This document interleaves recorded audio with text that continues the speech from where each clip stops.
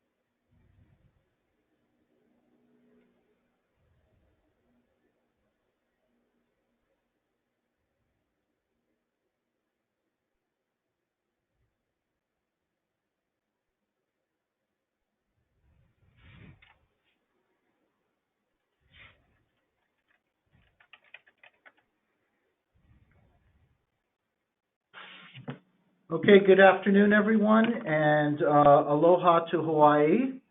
This is Rodney Sobin at NASIO. Thank you for joining this call. Thank you all for your participation in the working group, certainly, and we're looking forward to working with you in this coming year.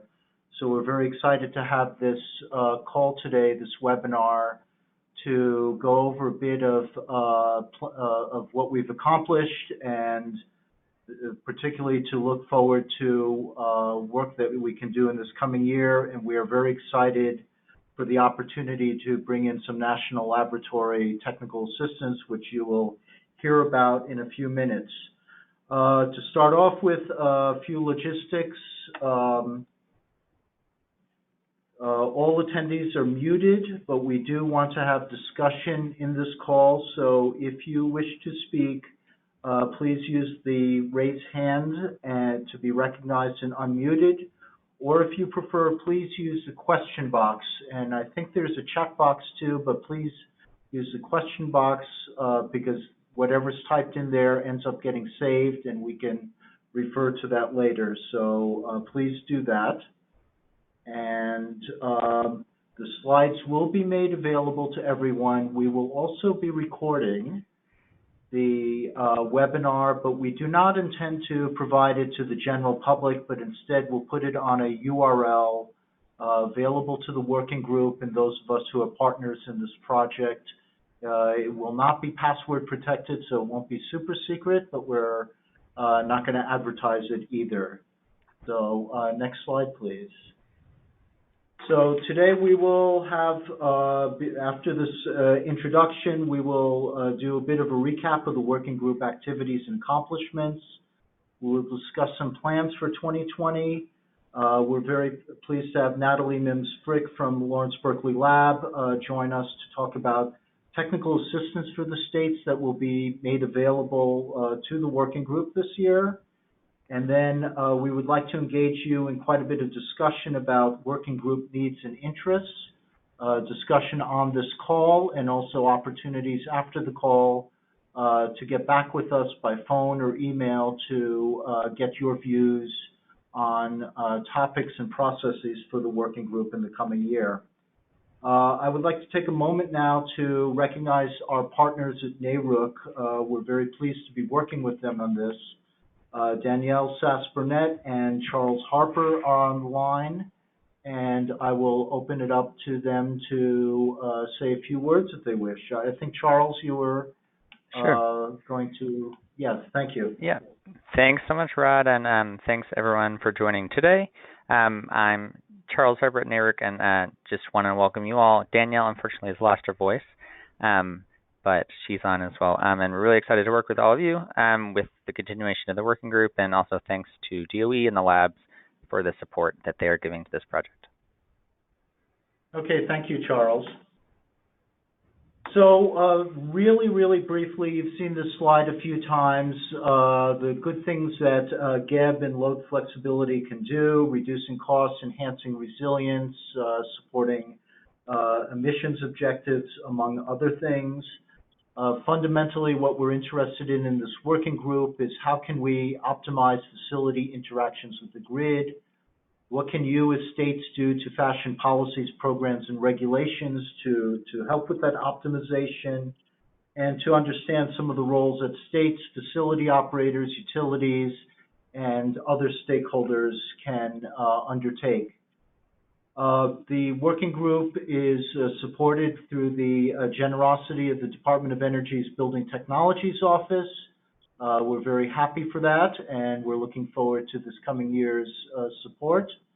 The working group is here to help inform you in making decisions about GEB, to learn about GEB technologies and applications, to understand and identify and understand opportunities and impediments. And here we're talking about non-technical and regulatory as well as technical issues. And then to try to better understand what your priorities, concerns, or interests are, and to be able to respond to them.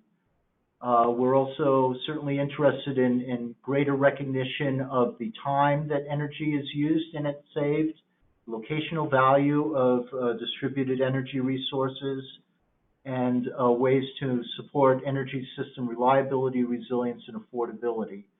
So really the purpose is to help inform your planning, policy, regulatory activities, and programs in your states. Currently, there are 14 states in the working group. We have received interest from some others, so we may have a number of others join. We will welcome them when they arrive.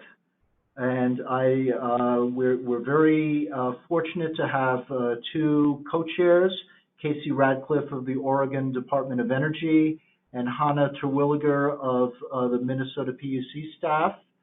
And they've been absolutely sterling over the last year, and we're looking forward to their leadership this year as well. And I'd like to pause to let Casey and Hannah say a few words.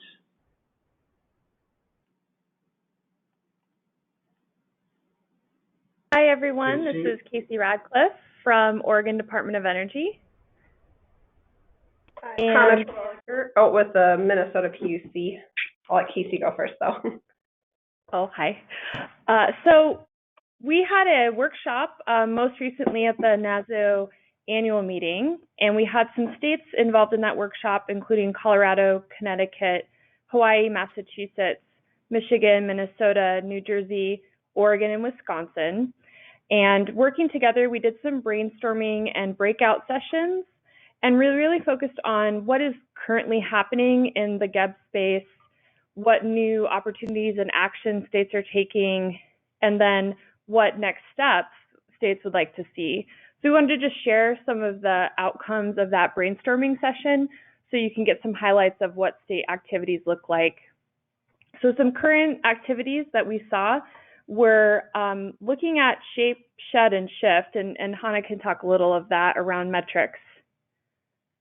Sure. So in Minnesota, in our performance metrics docket, we did recently adopt a metric for our largest utility, Xcel Energy, that will look at how the characteristics of load flexibility can be incorporated into that. So that's an example of where we're starting to see these demand flexibility metrics emerge in our work.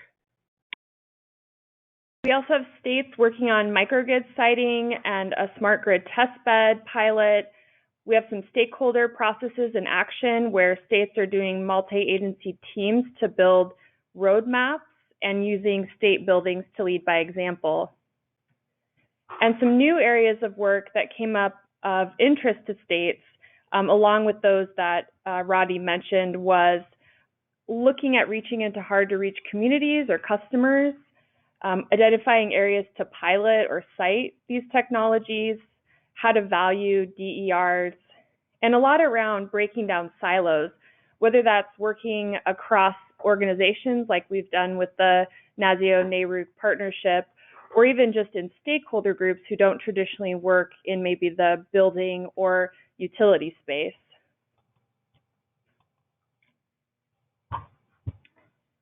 And then lastly, next steps, states identified areas that they're interested in working. That included cross-agency meetings and inviting stakeholders to learn and discuss more about GEB, which is part of these efforts in the work group, reviewing case studies and the results of pilots and projects that are in action or in development right now, and then working through the utility commission process like dockets and the metrics that Hannah mentioned. And I'll just add to that too, from the Public Utility Commission perspective, and we know what great work our partners at state energy offices do. And the way that most commission processes work, we really do our decision making based on a written record. So as you work on these really great projects that can demonstrate concepts relating to GEB and load flexibility, I would just encourage you to make sure those are getting included in your Public Utility Commission processes, so they can have the evidence that you've provided through research when they are making decisions that can help advance load flexibility and GEB on a larger scale. So looking forward, as Rodney mentioned, we're interested in adding more states and organizations within states to the working group for that kind of cross-sector collaboration. And then also just identifying, now that we have a large amount of resources available specific to this topic, how states can start taking action and developing roadmaps for work within their own organization or regional collaborations.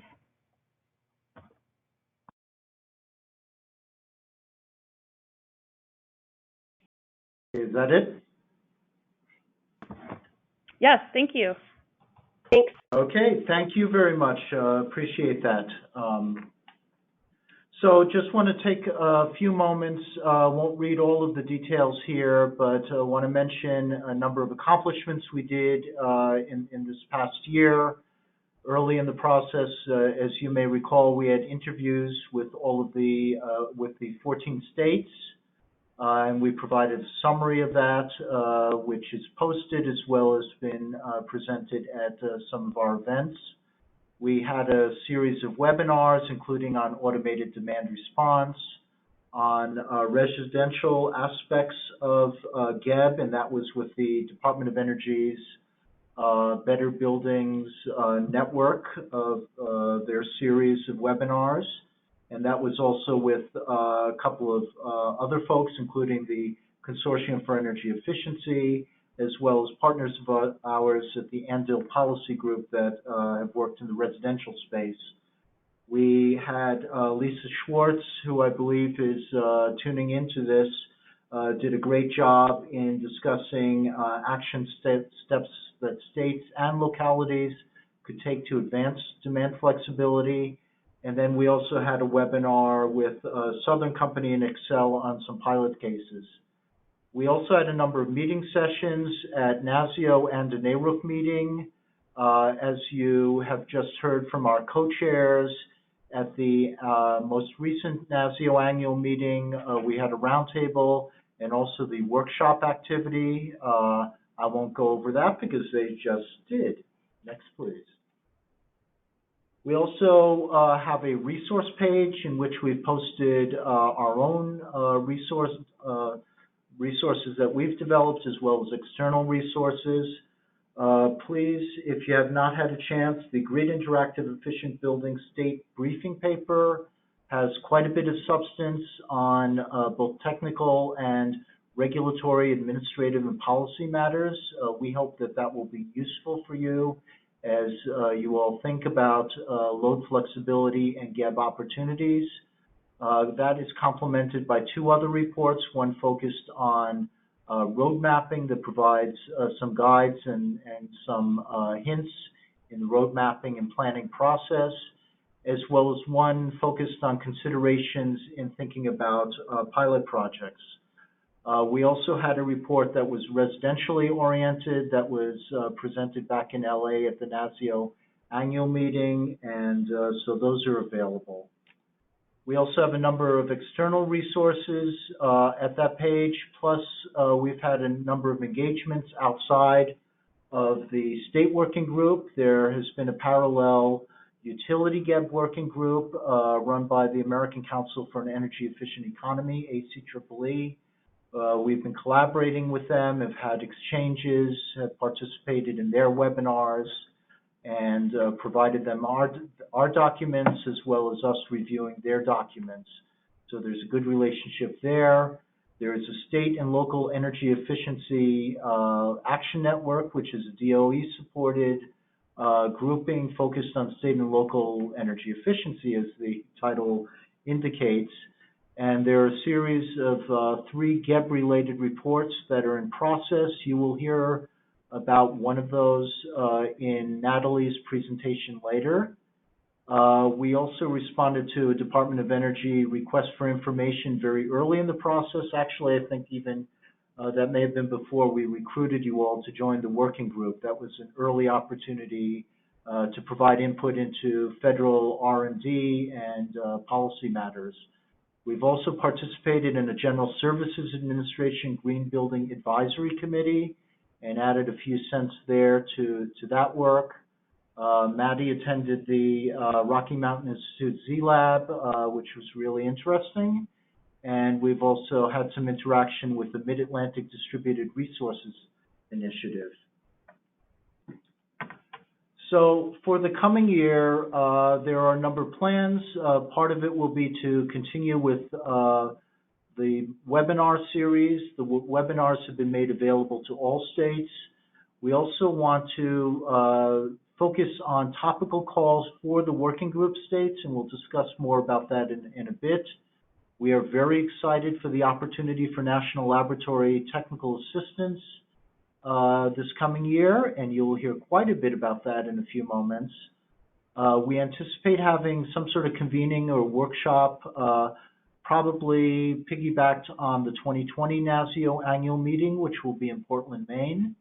There's a very good likelihood of a briefing paper. And we're also thinking, based on your input from the past year, there's been a strong interest in GEB in state and public facilities, either for monetary savings or for resilience purposes or state lead by example. So we're considering perhaps a small convening, perhaps at the Better Buildings Summit. We really do solicit your needs and interests. This will inform the working group as to the topics as well as to our approaches for this coming year. But before asking for your input on that, I do want to pause to ask if there are any questions regarding our resources. And then after that, I want to hand it to Natalie to discuss Lab TA. So Addie is shaking her head that we have not had any hand raising nor questions. So let's go on to Natalie. You are up to bat. Great. Thank you. Good afternoon or good morning to everybody. Thanks to all the states who are participating in this working group. My name is Natalie Frick. I'm with Lawrence Berkeley National Lab.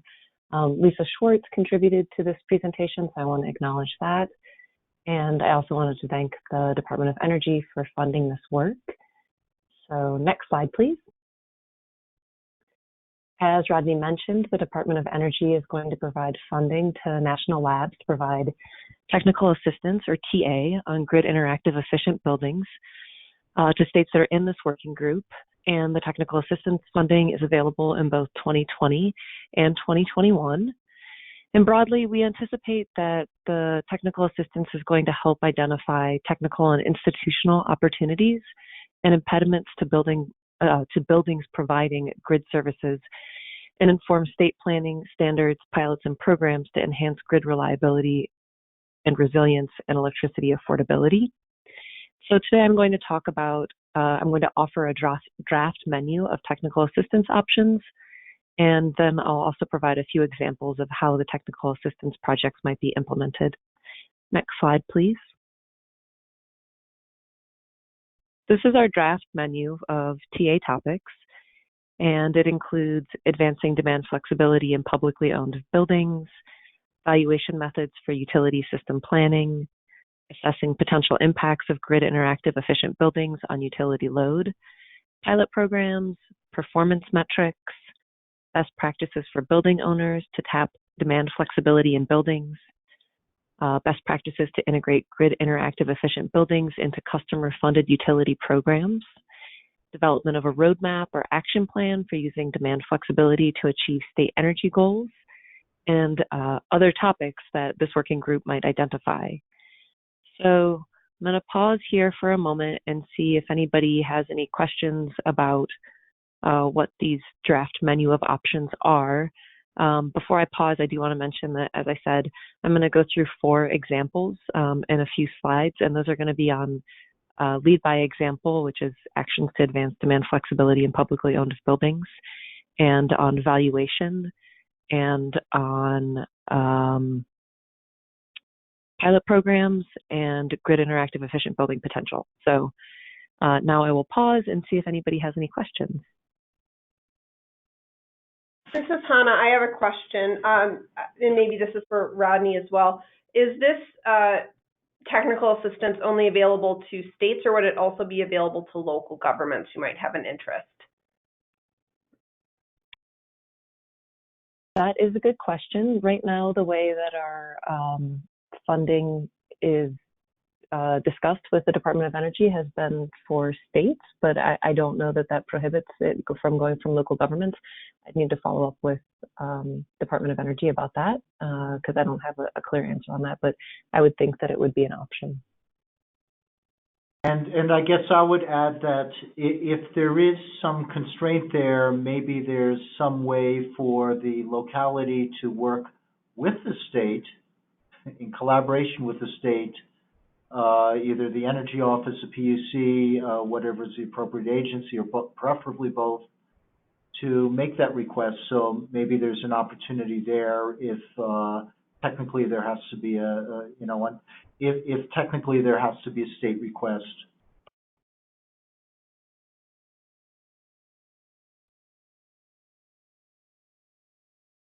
So this is Rodney. I guess one question is, and perhaps you will address this in the examples that you're providing of potential technical assistance topics, but there is a rather strong interest among the states in resilience aspects and microgrids and the like.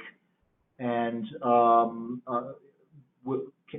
are there topics there related to resilience where the labs may be able to provide support? Yeah, I think that the way that we have been framing all of our work around grid interactive efficient buildings is also considering how they can improve the reliability and resilience of both the distribution and bulk power system. But none of these options that are here, I think maybe the pilots, I don't know that any of the pilots that I'm going to talk about on my example slide highlight how GEBs can promote reliability and resilience, but that's certainly something we can explore if what I have in here isn't going towards what states are thinking would be good. I think I have one example of a microgrid pilot from Michigan from Consumers Energy that's in this slide deck, but that might be the only microgrid example I have. Okay, great. So it doesn't look like we have any other questions at the moment, but I would encourage the states participating to think about that. Natalie will go through the rest of her presentation. There'll be an opportunity later to think about other topics, and there'll be opportunity not only on this call, but we will be requesting your input afterwards, because we realize we're just having this webinar now, and you may want to think a bit about topics to pursue. So back to you, Natalie, to continue, please. Great, thank you, and thanks for highlighting that states and local governments could work together too. That's a good point. Okay, so if we can go on to the next slide, I'll talk about our approach for delivering TA. So we will identify our 2020 priority topics based on your feedback and input that the working group has provided through their interviews, as Rod was just talking about. And we'll create cohorts of states that are based on these topics and organize around needs and challenges and opportunities. Then we'll select several topics and create an implementation plan for DOE, for the Department of Energy, to approve. And we will have access to both the national lab team members and leading industry consultants for whatever our TA topics are. At the end of each one of our activities, we will document our lessons learned and share them with the full working group, so members who maybe aren't part of a cohort can learn from what's going on within the group. And then we'll also have a webinar series that will be available to all of the NARUC and NASIO members that will cover some of these GEB topics. Finally, we'll pick our second year 2021 topics, and probably in late 2020, and we'll start the process over again. Next slide, please. And we can go on to the next one after that. So as I said, I'll talk through 4, potential example projects. This is the first one, which is leading by example with GEBs. Several members of the working group expressed interest in this topic, and potential TA projects could include identifying barriers to testing demand flexibility technologies in state buildings and assisting with adopting demand flexibility performance targets or standards for state buildings. It could be developing model provisions for state building programs to incorporate grid interactive efficient buildings, such as in energy service performance contracting. Or it could be identifying other potential solutions to overcome barriers and create an action plan to implement those solutions in your state or cohort. So those are some ideas around leading by example. Next slide, please. My second example is about helping working group members learn how to value grid interactive efficient buildings and planning processes. As Rodney mentioned, there's a forthcoming report on the topic, and potential technical assistance could explore one or more areas of the enhanced valuation methods that are identified in that report. And the table on this slide is an excerpt from the report, and it shows 7 different enhanced valuation methods and then the planning areas of the utility system that they apply to. Next slide, please. Pilot programs that promote grid interactive efficient buildings could also be a potential technical assistance topic. We could explore best practices looking at pilots such as pay for performance programs, such as the ones that are in California and Oregon, New York, and Massachusetts. We could look at Southern Company and Consumer Energy's neighborhood pilots. We could look at incentives for storage or demand response as part of efficiency programs, non-wires alternatives, and residential and commercial rate design. Next slide, please. And my last example is exploring the potential of grid interactive efficient buildings on the utility system. Recent research by LBNL shows that buildings have the potential to reduce peak demand and to shift demand to hours when it's most needed by the grid. So reducing peak demand by 22 to 30%, and shifting between 6 and 14%, depending on if it's summer or winter. And technical assistance could explore options to expand or to adapt the LBNL study to identify grid interactive efficient buildings potential for regional cohorts of states. Next slide, please. So we're going to pause now, and Maddie is going to administer a poll. And I believe that we're going to go through each one of these topics quickly, and you'll have the opportunity to say yes or no. Do you think this topic sounds interesting? And I will actually just pause there and let Maddie provide any other instructions we need about the poll. Thank you. That all sounds good. I'm going to go ahead, and you're exactly right. We're going to go topic by topic, and we're going to do a poll for each where you can indicate if you're interested or not interested. Excuse me, so I'm going to go ahead and start the first poll that's on our first topic. So hopefully you all see it in front of you now. We're just going to take, like Natalie says, be very brief, so just take a few seconds to submit your response, and then we'll move quickly through the rest of these.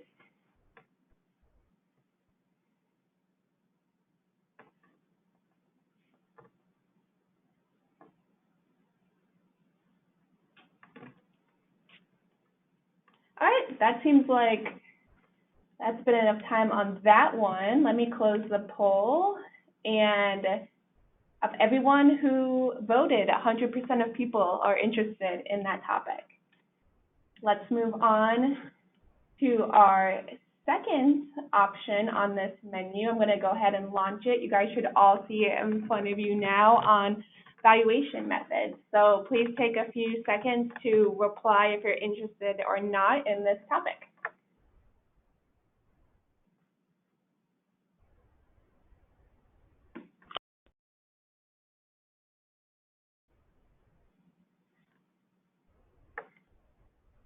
All right, I'm going to close this one. This one's got a bit more of a spread. As you can see, most people are interested, but still 23% said they were not. Going to go ahead and move on to the next one on assessing potential impact. Again, please take a couple of seconds to let us know if you're interested in this topic.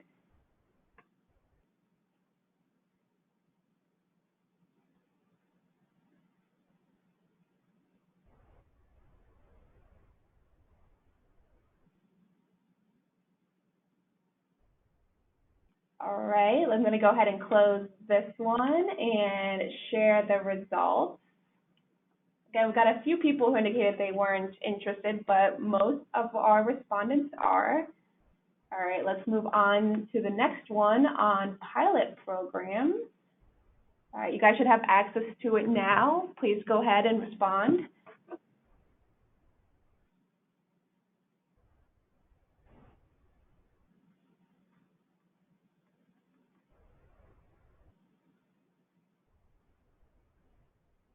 All right, I'm going to close and share this one. Got a couple of people saying that they were interested, but again, most are. So let's move on. We're halfway through to performance metrics.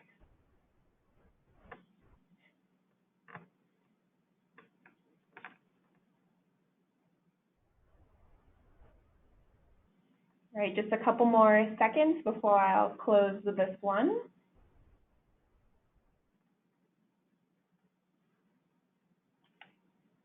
All right, I'm going to go ahead and share the results quickly with all of you. About 3/4 of you are interested in that one. So let's move on to best practices for building owners.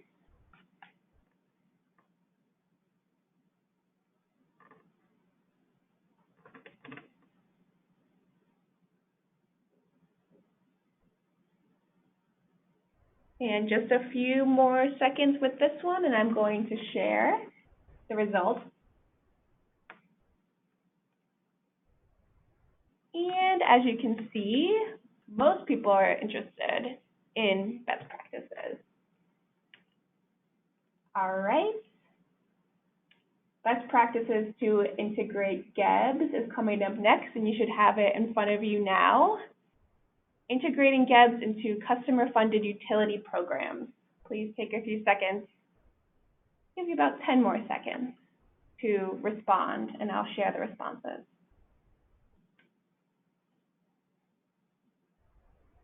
All right, I'm going to close the poll now and share. Being pretty consistent with these results. 85% said they are interested in this topic. And finally, our last option on this menu is the development of a roadmap. So please indicate if this would be interesting to you. And again, just a couple of seconds here to give us a quick reply and let us know if you're interested or not.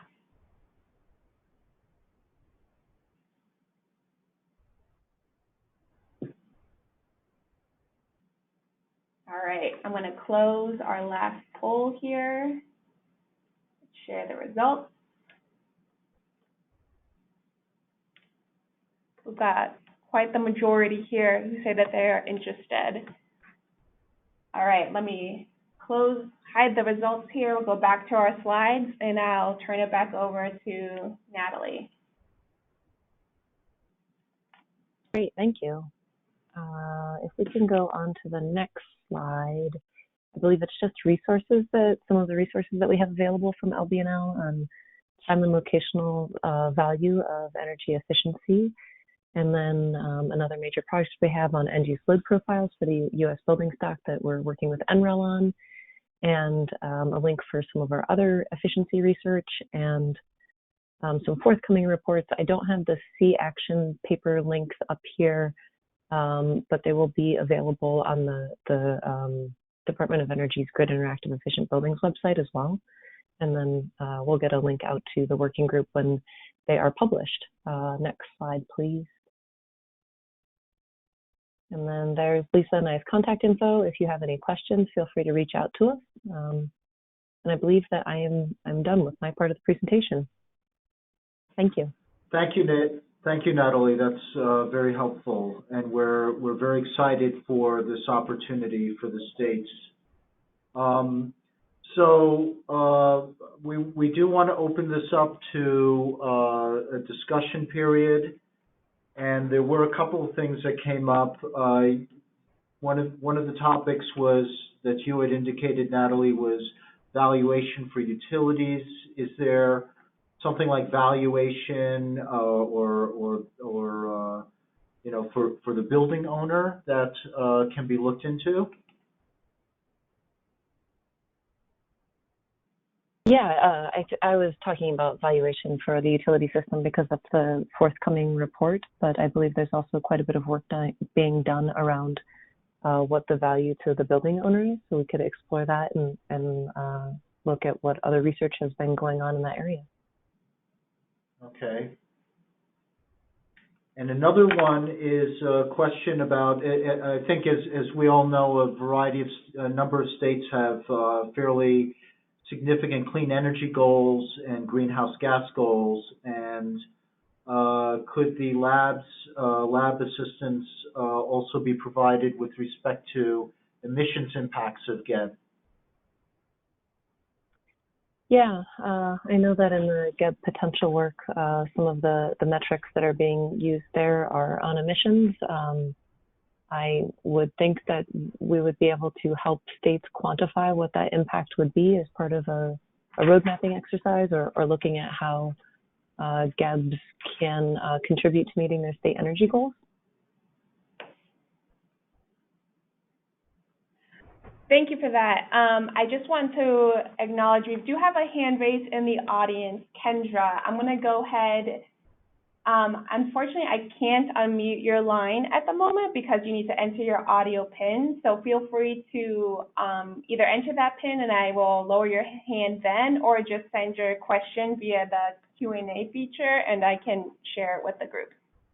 And while we're waiting for Kendra, I'll make note that the GEB resources page on the website, we have added the link to the LBL resources that Natalie mentioned, not the entire list, but the overall page, and I think one of the subsidiary pages that lists a number of the most pertinent papers, including the end-use studies and some of the time valuation work.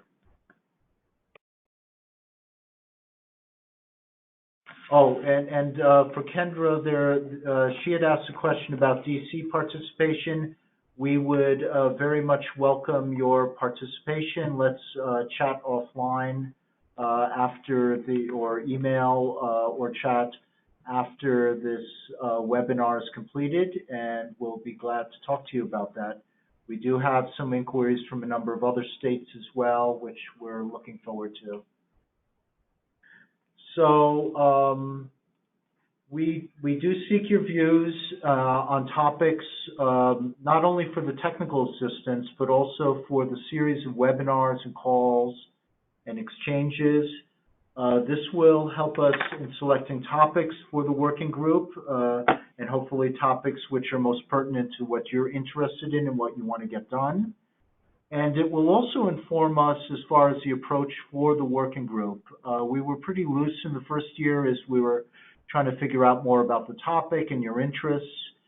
And we know from the workshop that we held that our co-chairs so ably described, we did have pairings and small group peer exchanges. So that is one possibility for a type of organization within the working group for peer-to-peer learning, those who have done or are planning to do certain activities, mentoring those who have not yet done those activities.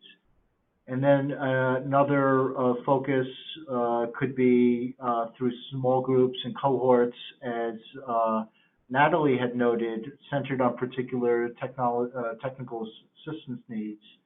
So we could see if these or perhaps other topics rise, and several states are interested in topic A and a few on topic B, and they could be overlapping Venn diagrams to have organization along those lines.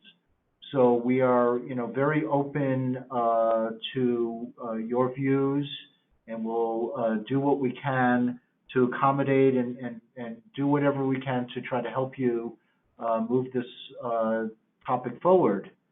Also, not only are we seeking your views on the topics, but we also want to keep up with what's happening in your state. Whether it's your agency, a sister agency, something that may be happening with your localities or in the private sector.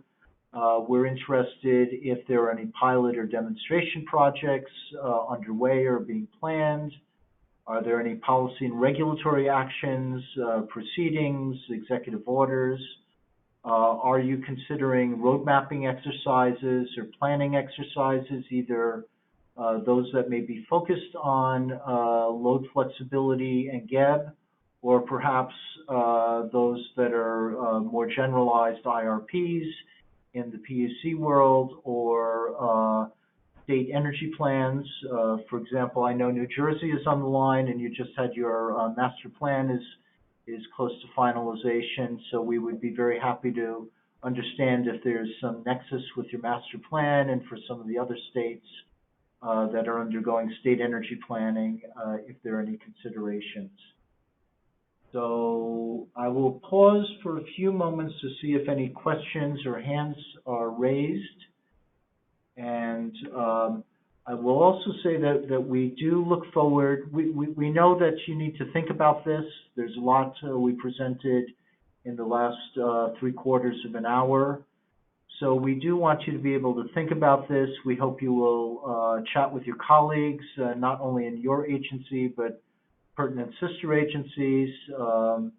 We do encourage the energy offices and the commissions to collaborate. We also know that there are other pertinent agencies like the consumer councils as well as others. So we do ask for your input, particularly by January 10th. The sooner is better. We do want to be able to put some pen to paper, at least figuratively speaking, to be able to start organizing the technical assistance offerings and to develop a list of topics for consideration for webinars and calls and other activities. So I think that is it. Were there any other? Oh, and I think all of the participants in this call are already, with the exception of the District of Columbia, are already members of the working group. But if some of you tuning in are not currently among the 14 listed states and are interested in this effort, please let us know. You are very welcome to join us. Just give a call or send an email, and we would be very happy to chat with you and tell you more, and we will be very happy to welcome you. So the last slide has some contact information and repeats the URL, or just go to I guess, search for NASIO GEB, probably will get you there through one or another search engine. And let's see, last call this time for questions. And I think that is it. So again, we reiterate, we very much wish to have your input on topics and activities for the coming year. And thank you so much for your participation in this past year, and we look forward to working with you in this coming year, and we are very excited for the technical assistance availability. And I think that is it. Good afternoon to you all, and again, aloha to Hawaii. Thank you all. Bye now.